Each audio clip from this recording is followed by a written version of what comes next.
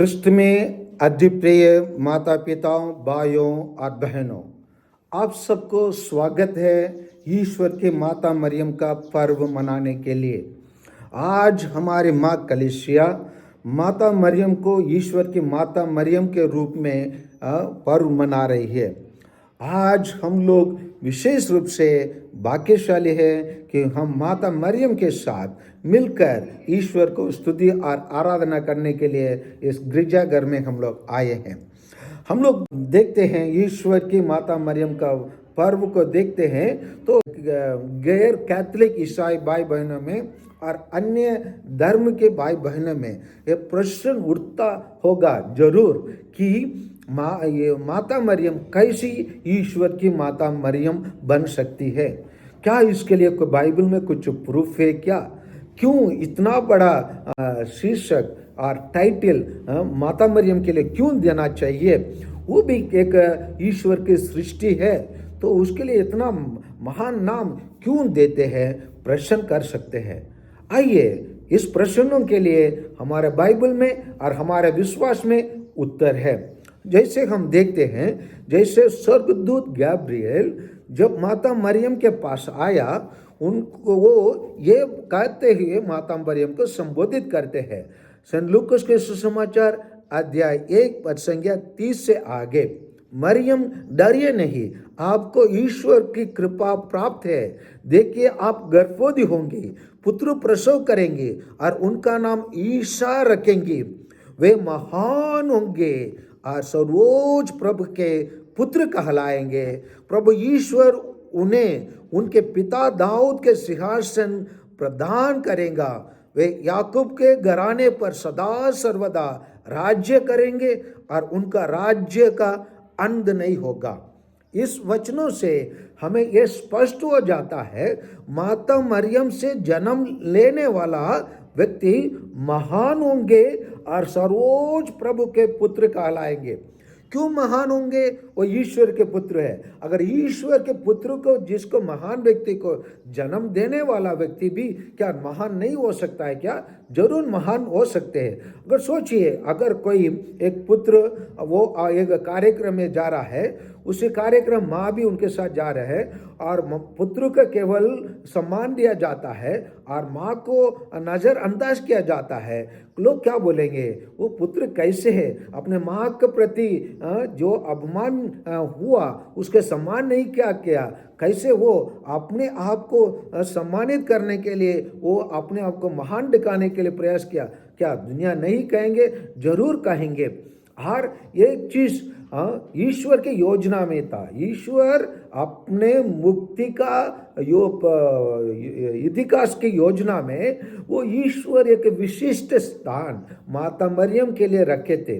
और वो दुनिया की प्रारंभ से ही जब ईश्वर ने निर्णय लिया अपने पुत्र को मानव के बीच में मुक्तिदाता के रूप में भेजने के लिए, वो योजना बनाया।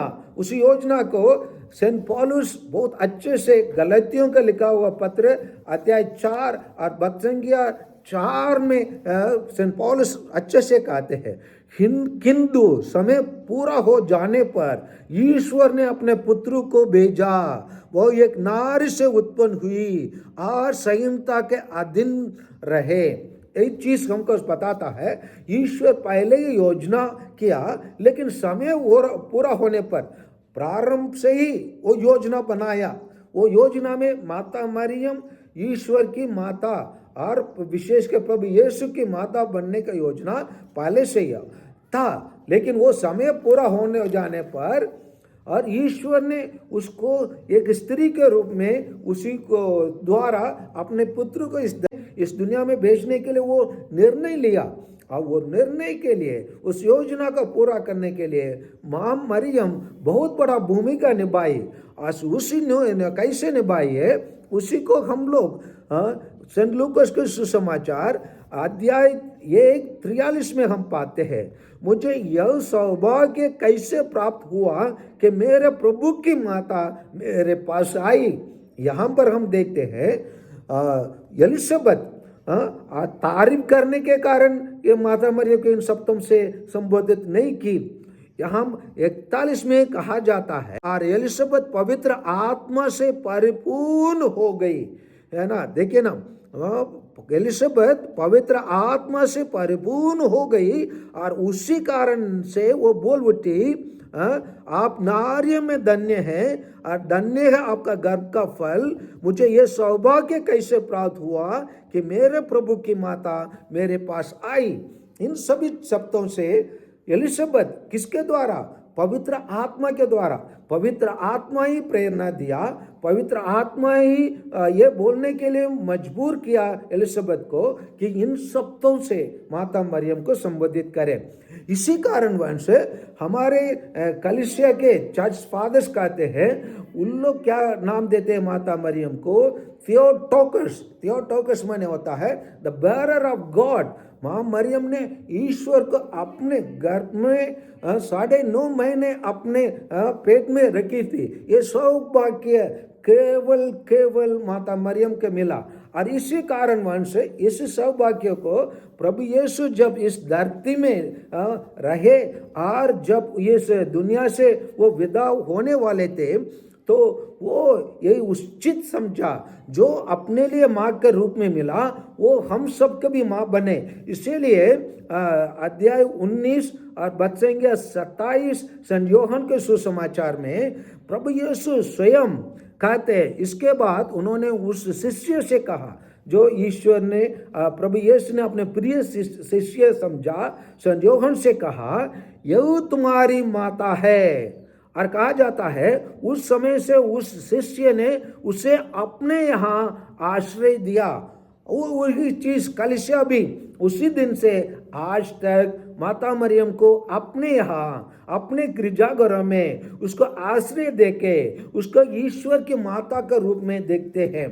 और आइए प्यारे भाइयों और बहनों, इसी त्योहार को हम मनाते हुए हम क्या करते हैं?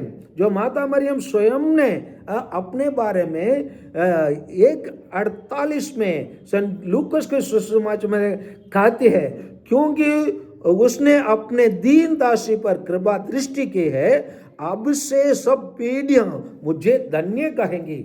और धन्य कहने के कारण माता मरियम को हम लोग आज ईश्वर की माता मरियम का पर्व मना रहे हैं। आइए इस त्योहार में प्यारे भाइयों और बहनों, हम माता मरियम जैसे हम ईश्वर के दृष्टि में दीनहीन बने, ईश्वर के सामने हम जीर झुकाएं और ईश्वर के सामने हम दासी बने। जैसे माता मरियम ने स्वर्गदूत से कहा, देखिए मैं प्रभु की दासी हूं, आपकी कथन मुझ में पूरा हो जाए। अगर हम भी माता मरियम के समान दासी और दास बनेंगे तो, दीनहीन बनेंगे तो, और निर्धन बनेंगे तो, और ईश्वर पर निर्भर रहकर उसके वचनों के अनुसार चलने वाला व्यक्ति बनेंगे तो, ईश्वर हम सबों को जिस प्रकार माता मरियम के लिए महान स्थान दिया है अपने सृष्टि में, उसी प्रकार ईश्वर हम लोग के जीवन में भी एक महान स्थान देंगे। और ईश्वर माता मरियम के जैसे कृपा पात्र बनाया और सभी पीढ़ियों उसी को माता मरियम को धन्य कहते हैं, उसी प्रकार लोग हमको भी धन्य कहेंगे, हमको भी स्वागत करेंगे, हमको भी सम्मान देंगे। इसलिए आइए हम माता मरियम के पास जाए।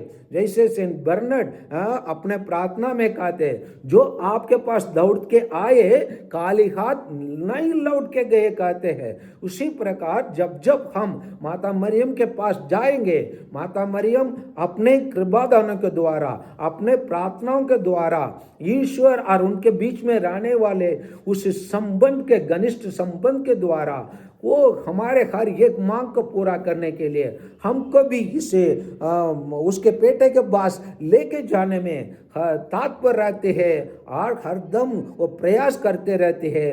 आइए उसी माता मरियम के पास जाए जो हमको हमेशा उनके बेटा प्रभु यीशु के पास लेके जाती है। इसलिए आइए आज का यह त्योहार हम लोग खुशी से मनाए और गर्व से मनाए और लोगों से कहे हमारे लिए एक ईश्वर की माता है जो हमारे हर एक आवश्यकता में, हर एक मांग को पूरा करने में हमारे लिए अपना हमेशा तैयार रहती है।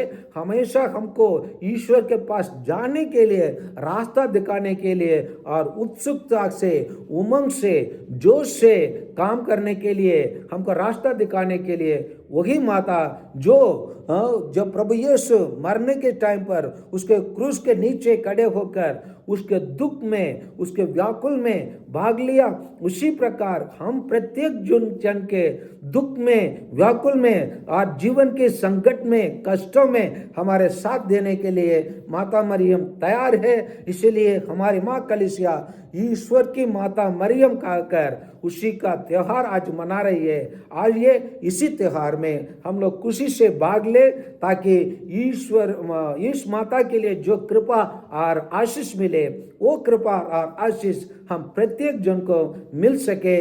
आमीन।